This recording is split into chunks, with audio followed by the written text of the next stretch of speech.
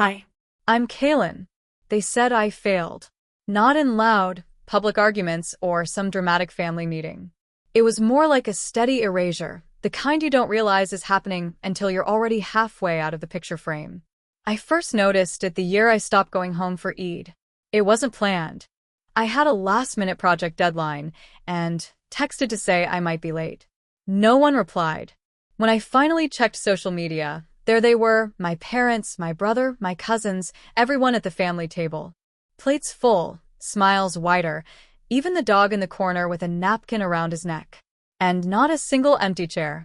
I stared at the photo longer than I meant to, searching out of instinct for my own face, hoping maybe someone tagged me by mistake. They hadn't. I wasn't there. And no one asked why. That was 3 years ago. Since then, my absence had become a kind of silence they wore comfortably, like an old sweater that fit better without the itchy tag. They didn't ask how my work was going, didn't check if I was eating well, didn't mention my name when my brother, Ryan, got engaged. When I finally did call once, out of guilt more than anything, my mother spoke like she was distracted, like she was holding her phone with one hand and doing something far more important with the other. "Oh, you're still doing that startup thing, right?" She didn't wait for an answer. "You know, Ryan's fiancée just got promoted at her firm. Full-time with benefits. Your father says it's the smart way to go." I nodded even though she couldn't see me. That conversation lasted 4 minutes and 12 seconds. I know because I counted. But this story doesn't begin with that call. It starts with the invitation. The envelope was thick, embossed with fake gold leaf and sealed with a ribbon that looked more expensive than anything I'd worn in months. I held it like it might bite. Ryan's engagement party. At the Taj Amber Gardens. Formal attire. RSVP required. It didn't say "we hope to see you" or "can't wait to celebrate with everyone." It just had names. Names I didn't recognize, except for Ryan and Zara. Her name came first. That small detail didn't go unnoticed. I placed the invitation on my counter and stared at it for a long time. I wasn't even sure why they'd sent it. Maybe they assumed I wouldn't come. Maybe that was the point. To send it so they could say they tried. I wasn't planning on going. Not until 3 days later when I got a text from Zara. We'd only met once, briefly, at a wedding when she and Ryan were still just dating. But the message was clear. "Would love to see you there. Heard amazing things about your work. No pressure though." I read that line twice. Heard amazing things. From whom? Certainly not my family. The thing about building something from scratch, from a dusty room with no fan and cracked tile floors, is that it never looks impressive from the outside. Not until it's done. Not until someone else recognizes it. I had spent the last 3 years pouring myself into an idea everyone told me wouldn't work. They said it was too niche, too complicated, too idealistic. A digital platform focused on sustainable commerce for women-led brands across South Asia. When I first pitched it to my father, he chuckled. "Do you think people care about that stuff here?" He'd said, not unkindly, but certainly without belief. I stopped telling him about my milestones after that. Still, I built it. Quietly. I coded at night, took online classes during the day, taught myself digital marketing, cold emailed potential vendors until my fingers cramped. I made deals and borrowed blazers and ate instant noodles for 2 years straight. My friends started getting jobs with corporate ID cards and monthly appraisals, and I was still hustling for the next month's hosting fee. I launched the first version of my platform on a foggy December morning, fully expecting it to tank. Instead, it caught fire. Not viral, But warm. Steady. vendors signed up. Users came. Orders were placed. And by the time my father asked me last month if I was still doing that internet thing, I had already crossed 150,000 users. But I hadn't told anyone. Not out of modesty. Out of self-protection. There's a certain kind of pain in telling people who doubted you that you made it, only to see them pretend they always believed in you. I didn't want applause soaked in revisionist history. I wanted silence. I had made peace with it. Or so I thought. I wore black to the engagement party. Not because I wanted to make a statement, but because it was the only formal dress I owned that still fit. I arrived 20 minutes late, hoping to slip in unnoticed. But nothing about the Taj Amber Gardens was subtle. The hall glittered. Chandeliers blinked like 1,000 eyes. Violin music played through hidden speakers. Waiters in gold-trimmed uniforms offered flutes of syrupy mocktails. I saw Ryan standing near the entrance, Zara on his arm, looking polished and perfect, like they belonged on the cover of a bridal magazine. He didn't notice me at first. When he did, his smile faltered. Just a flicker. Then it smoothed back into place. He walked over, hugged me with one arm, and said something like, "Oh, you came." As if I was the waiter bringing napkins. I nodded and tried not to flinch. He turned back to a group of guests without introducing me. I hovered at the edge of the room, a ghost with a clutch bag. My parents were seated at the center table, laughing with Zara's family. I didn't go over. I didn't need to. It was Zara who found me. She looked radiant, but not in the way some brides-to-be do when they're glowing from privilege. She looked alive, alert, curious, like someone who noticed things. She smiled warmly, reached for my hand, and pulled me toward the hallway. "I've been wanting to talk to you," she said. I didn't know what to say, so I just followed. Away from the glitter, into a quiet corner behind the buffet. She didn't waste time. "Are you the founder of Zara Market?" My breath caught.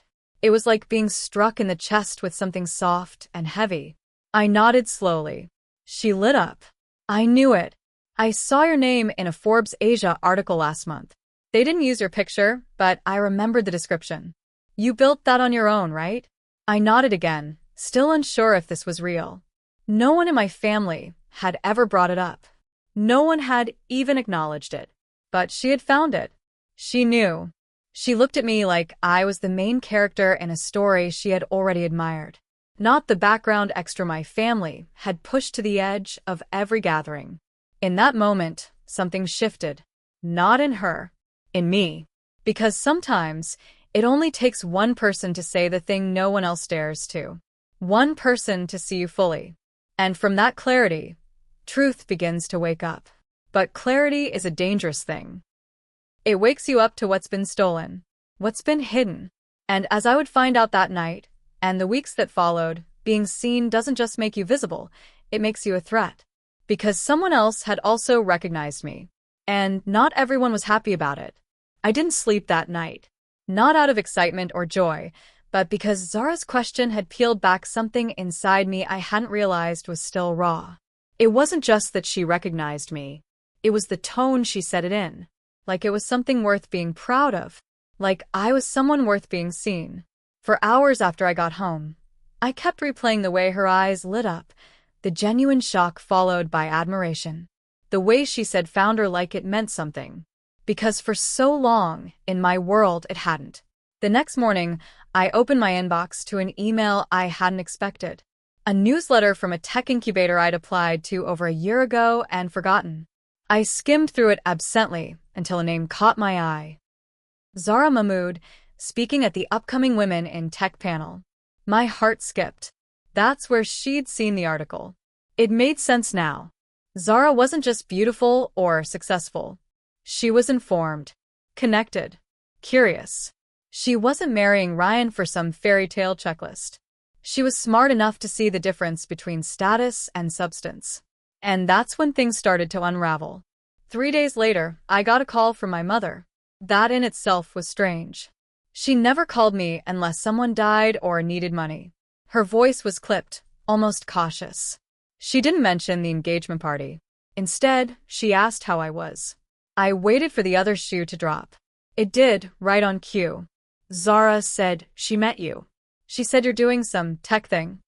Some tech thing. The phrase clawed at me. I said yes.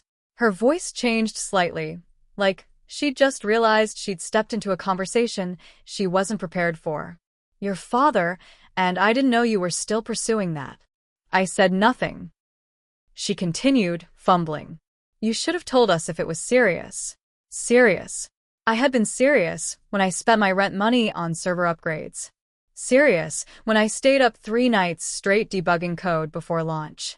Serious when I signed my first partnership with trembling hands in a coffee shop because I couldn't afford an office. But none of that had been serious enough until someone else validated it. Until Zara asked the question that changed everything. I kept my voice even. I told her I had been building my startup quietly, that it was growing, that I was proud of it.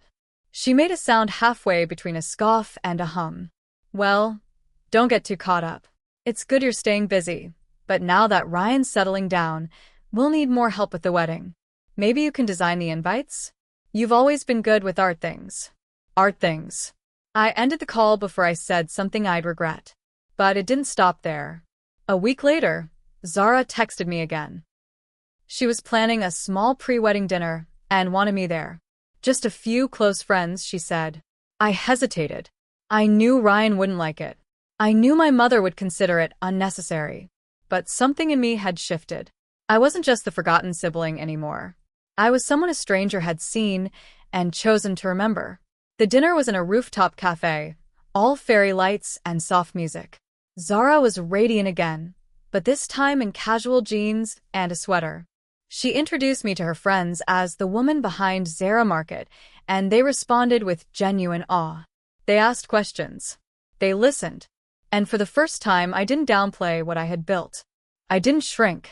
I sat straight, told my story, and watched it land. Until someone else joined the table. My brother.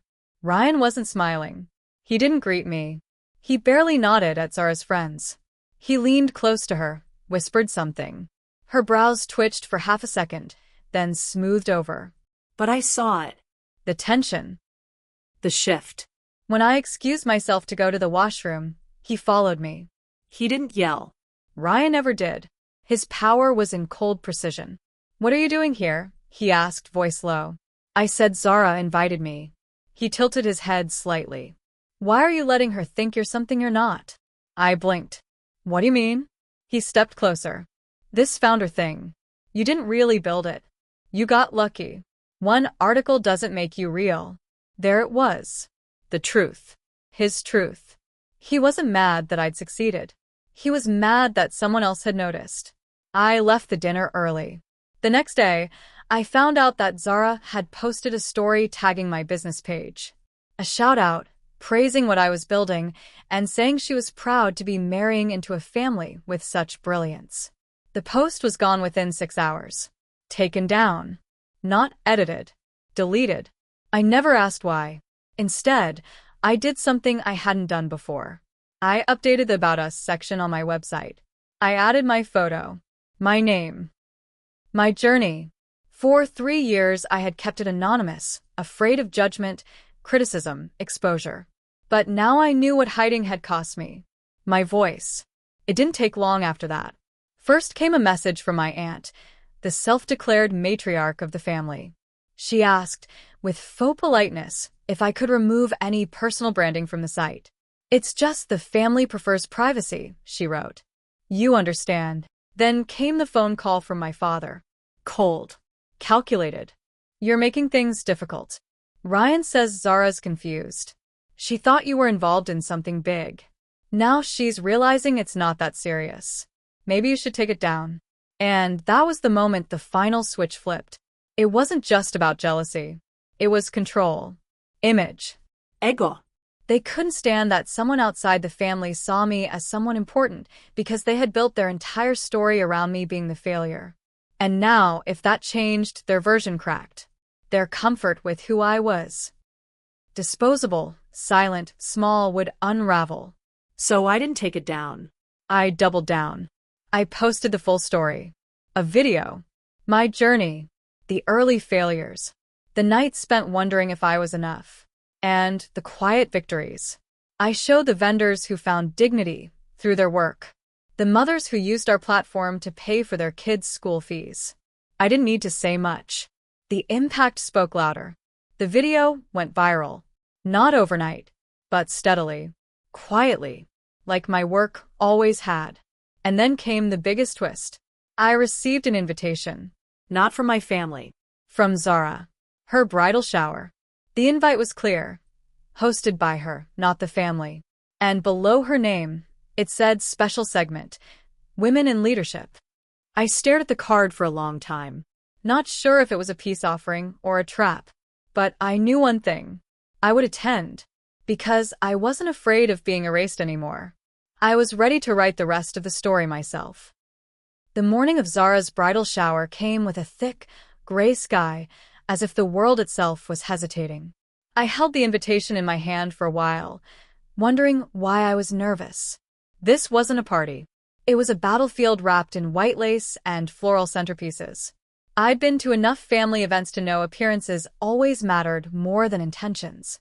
And Zara, despite her warmth, was still tying herself to a family that had decided I didn't belong. That fact couldn't be ignored, no matter how many compliments she gave me in private. I wore navy blue, understated, but sharp. It made me feel less like a participant and more like someone observing from just outside the frame. When I arrived at the venue, I paused at the door, almost waiting for someone to stop me. But no one did. They were too busy adjusting table settings and fussing over centerpieces. No one even noticed when I walked in. Not until Zara stood from her seat and clapped gently, motioning to the microphone in her hand. There was a hush, the kind that always follows a name no one expected to hear.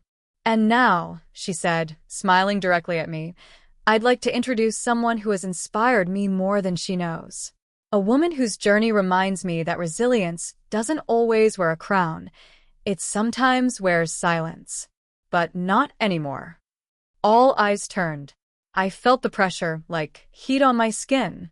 My hands didn't shake, but my heartbeat was loud enough that I wondered if the mic would pick it up. I walked up, took the mic, and for a moment I just stood there, letting the room adjust to the idea of me being seen. I didn't read a speech. I told a story. About building something no one believed in. About what it meant to be invisible in rooms full of people who knew your name, but never asked how you were. I didn't name names. I didn't accuse anyone. But the room knew.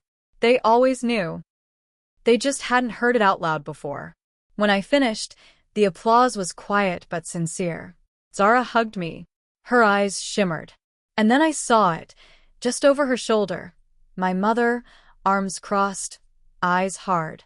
And Ryan, next to her, jaw clenched like he'd just swallowed glass. That night, the call started. First from my father. "What was that about?" he said, skipping the greeting entirely. I told him the truth. That I was asked to speak. That I spoke from my experience. He didn't like that. "You embarrassed your family. This wasn't about you." Then came the text from Ryan. One line. "You always have to make it about yourself, don't you?" But it wasn't about me. It was about truth.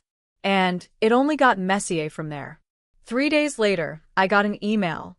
No subject line. Just an attachment. My old college transcript. The one I'd used to apply for a grant back when I was starting out. The same one I'd had to request a copy of twice because the original had mysteriously gone missing. I opened the attachment and froze. It had been edited. Grades changed. Dates altered. Someone had sent a falsified version from a generic email account.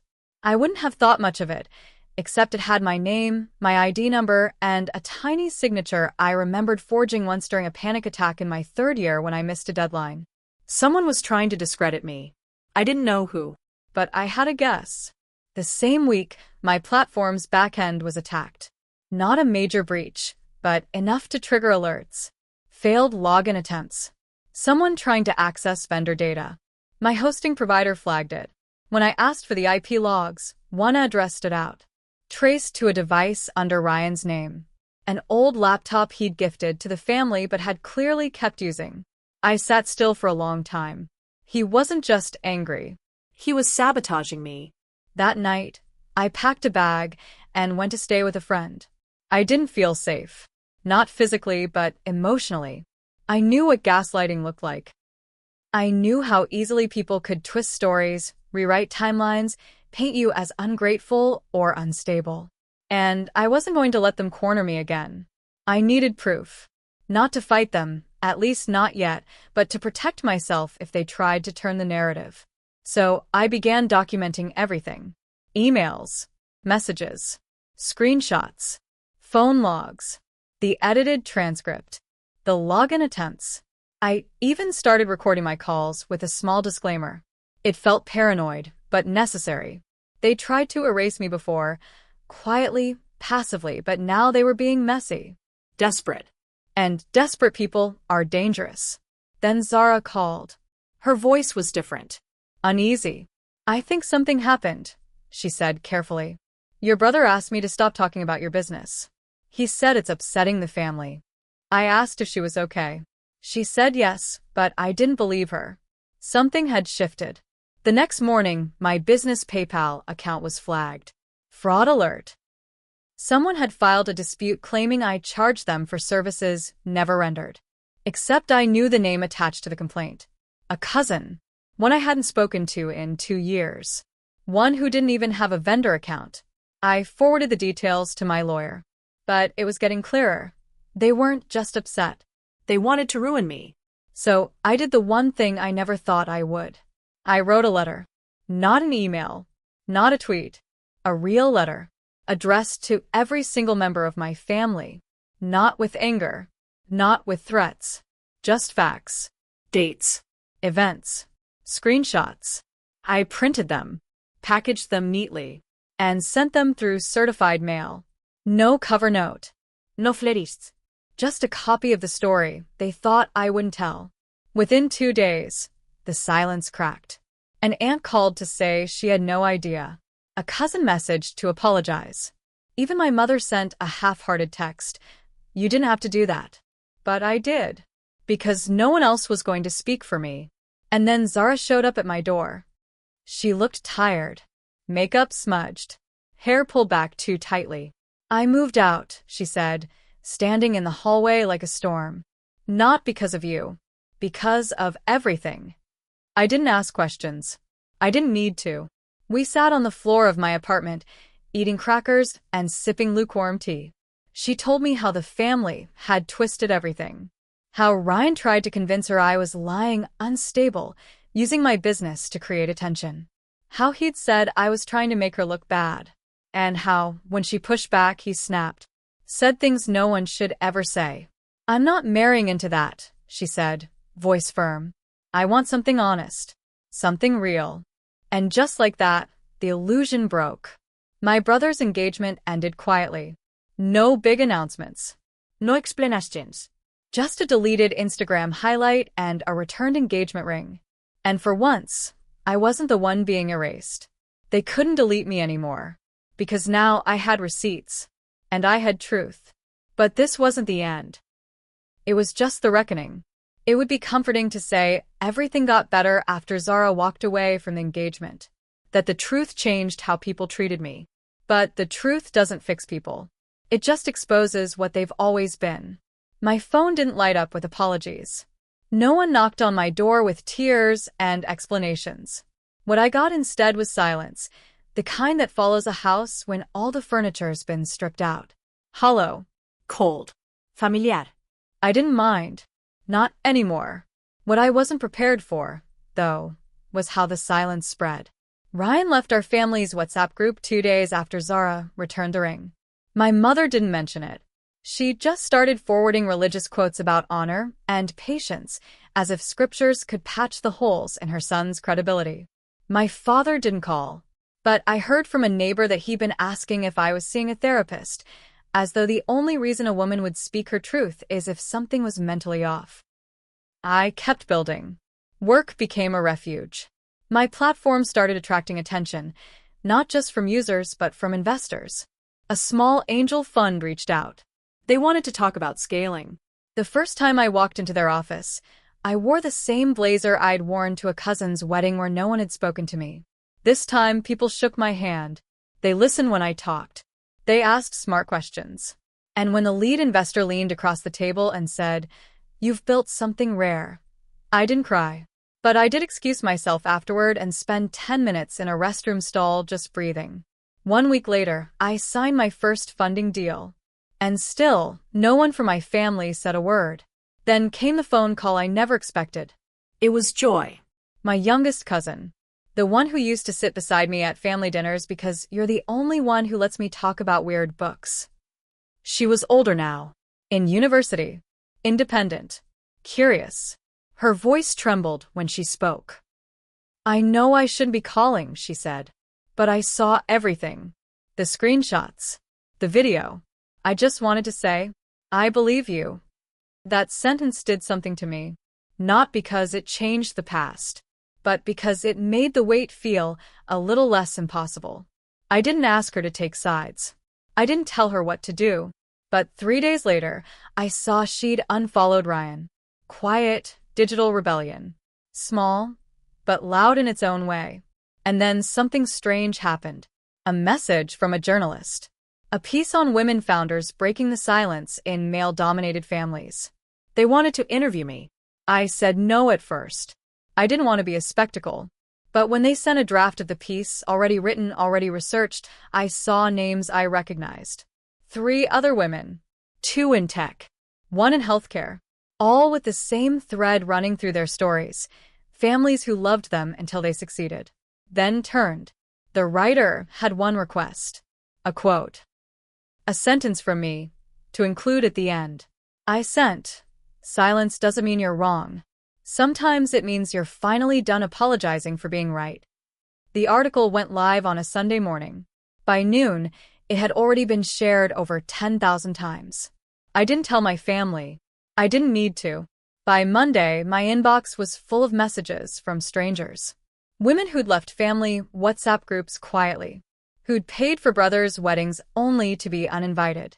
Who'd started businesses in secret. Who'd been told to stay humble, even as their male cousins failed upward. Their stories blurred into mine. Different names. Same wound. And then the second shift began. Not inside my family, but outside it. A vendor I had helped in the early days, a woman from a village I'd never visited, tagged me in a video. She was in her tiny shop holding a plaque. Her daughter was dancing in the background. The caption read, "Because of her, I bought a fridge. Because of her, my daughter has a school uniform. She doesn't know me, but I know her." I watched it 5 times. I didn't feel like a failure. And that's when the family tried again. It started with a birthday card. From my father. No note. Just stay safe. Then a message from my mother. A forwarded video of someone speaking about forgiveness. Then a knock at my door. It was Ryan. Not dramatic. Not angry. Just quiet. Thin. He stood there with his hands in his pockets, the way he used to when he broke something as a child and didn't want to admit it. I didn't come to argue, he said. I just wanted to say, you were right. About me. About all of it. I said nothing. He looked down. I didn't know what it felt like, to be the one people whispered about. Until Zara left. Until her friends stopped inviting me to things. Until people at work started asking questions I couldn't answer. I still said nothing. I was scared, he added, voice almost a whisper. That you'd outshine me. That they'd compare us. I didn't know how to be the one in the background. That was the first honest thing I'd heard him say in years. I let him finish. Then I asked calmly, why now? He looked at me, and for once, there was no mask. Because I saw the article. Because people I respect, people who never even liked me, were sharing it. Talking about how brave you were. And I realized they never said that about me. Not once. He left without asking for forgiveness. I didn't offer it. But the door had cracked, and not in the way he expected. Because I didn't feel rage anymore. I just felt done. Done seeking approval. Done shrinking. Done pretending family means peace when it only meant performance. But there was one last twist I hadn't expected. A message. From Zara. It simply read, "Are you free next week?" I replied yes. She sent me a flyer. A new initiative. Women in Tech Summit. She was a panelist. So was I. She had submitted my name without asking. And they had accepted. The summit was quiet at first. Just a few rows of women in folding chairs, sipping bad coffee. But when I stepped up to the stage and saw Zara watching from the front row, not as Ryan's ex, not as someone caught in family politics, but as an ally, I felt something click into place. Not revenge. Not victory. Just truth. Still incomplete. Still painful. But finally mine. And I hadn't even reached the last page yet. The summit came and went, but something in me lingered there. In that room. Behind that mic, beneath the lights that didn't burn as bright as the quiet, steady fire that had built inside me. I had always thought healing would be dramatic, like some sudden epiphany, or a full-circle moment where people clap and cry and everything makes sense. But it wasn't like that. It was slow, Subtle. 1,000 invisible threads loosening one by one until I could breathe again. The week after the panel, I received an unexpected email from a board member at the very incubator that rejected my application 2 years ago. She had attended the summit. She'd listened. She remembered my name from the rejected list. And now she wanted to meet. I didn't feel vindicated. I felt calm, like the universe had taken its time and finally arrived at the same page I'd been stuck on alone. We met for coffee. She didn't offer excuses. She just said, "We didn't see it then. We see it now." She asked if I would be willing to mentor 2 young women applying for the program this year. I agreed without hesitation, not because I needed to prove something, but because I understood now my success didn't have to scream. It could echo quietly in rooms I never entered, through voices that remembered what I stood for. Still, there was one more echo I couldn't silence. My mother. We hadn't spoken since the forwarded video on forgiveness. She hadn't called. I hadn't reached out. It wasn't bitterness. It was self-protection. But one evening, after a long day of back-to-back vendor meetings and a call with the Angel Fund team, I came home to an envelope slipped under my door. No postage. No handwriting. Just my name on the front. Inside was a single photo. Me, maybe 10 years old, sitting at the edge of the dining table, beaming, holding a cake I'd baked with my own hands. My mother behind me, blurry, smiling, hands on my shoulders. On the back, one sentence written in her distinct, looping Urdu. "I didn't know you'd grow up so far away from me." It wasn't an apology. It wasn't an invitation. It was a truth. And it broke something open. Not in pain, but in understanding. We'd both been raised in silence. She had passed it down to me like an heirloom, not because she wanted to hurt me, but because she never learned another language for love. I had broken the chain. She hadn't. Not yet. And that was enough. I didn't call her. I didn't return the photo. I placed it in a frame beside my work desk, next to a plaque that now read Entrepreneur of the Year. Zara Market. They looked strange together, one soft, one sharp. But that was the truth of my life. Built on bruises and blueprints. Both mattered. Then came the final twist. A call from Joy. Her voice was tight. She'd been selected for a fellowship abroad. Full ride. But she needed a letter of recommendation from someone who had watched her grow, seen her passions, supported her journey. "I can't ask my parents," she said carefully. They didn't really show up for this part of me." I swallowed hard. "Are you asking me?" There was a long pause. Then, "You're the only one who ever made me feel seen." That night, I wrote her letter. I didn't mention the piano lessons or the books I'd sent or the midnight calls when she was scared about who she was becoming. I just wrote the truth, that she was resilient, sharp, kind, and brave. That any institution would be lucky to have her. That I had learned as much from her as she had from me. She got the fellowship. And when she boarded the plane 3 months later, she sent me a selfie from the gate, holding up a small bracelet I hadn't seen in years. Woven thread. Soft blue and red. The one we made together during a quiet summer when everything else felt loud. I didn't cry. I smiled. Deep. Still. Quiet.